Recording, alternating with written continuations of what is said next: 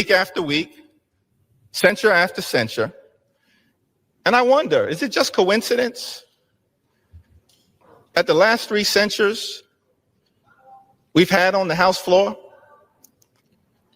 happen to involve, first, you tried to censure Monica MacGyver. And then, Mr. Speaker, Republicans tried to censure Ilhan Omar. And now we're on the floor and you're trying to censure Stacey Plaskett. What is it exactly that those 3 individuals have in common? House Republicans are going to have to answer for the things, the extreme things that you continue to do. And the American people know this is a phony majority. It's a fake majority. It's not a real majority. Republicans aren't doing anything to make life better for the American people. And that's why we're on the floor right now.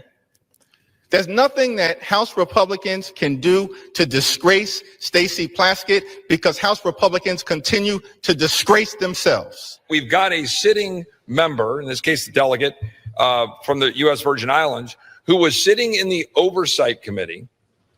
And I'm actually a particular interest here because I was the one doing the questioning. Apparently my questioning was so riveting that she was engaging in text messages back and forth at that moment. While I was questioning Mr. Cohen, the gentlelady was engaging in this back and forth on text messages with Jeffrey Epstein. Now, again, I've listened now for months. My colleagues on the other side of the aisle disparage and try to impugn the character of the President of the United States and other members of the administration in connection to an investigation of Jeffrey Epstein, which the president, his administration in 2019, they indicted Epstein. They actually moved forward and federally indicted him in 2019.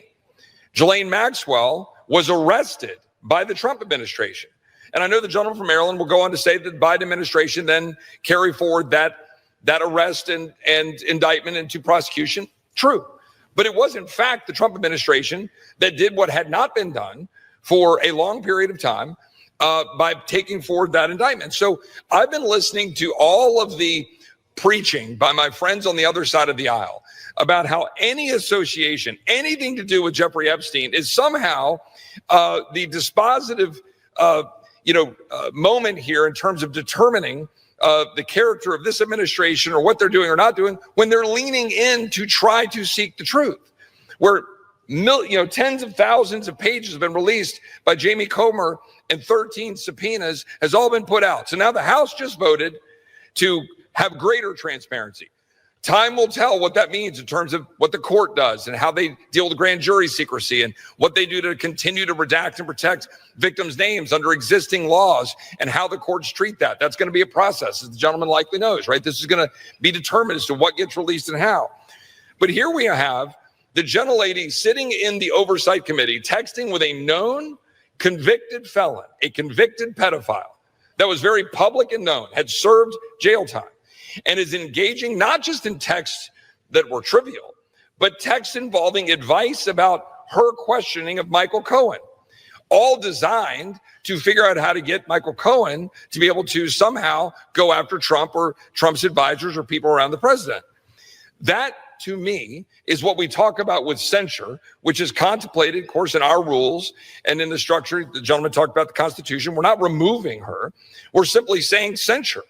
And we're saying that it is a censurable conduct to say that this individual sitting on a committee taking advice from a known convicted pedophile, convicted felon, that is conduct unbecoming of a member of the United States Congress and engaging in real time, taking advice from someone that we've been listening to being lectured to, is someone deserving of all of the scorn of the entire world. And he is. That's why we're here. If my colleagues didn't think this was a concern, they would have simply made a motion to table. But my colleagues decided to refer it to committee because they know this is a problem. They know this is not the kind of conduct you want in a member of this body.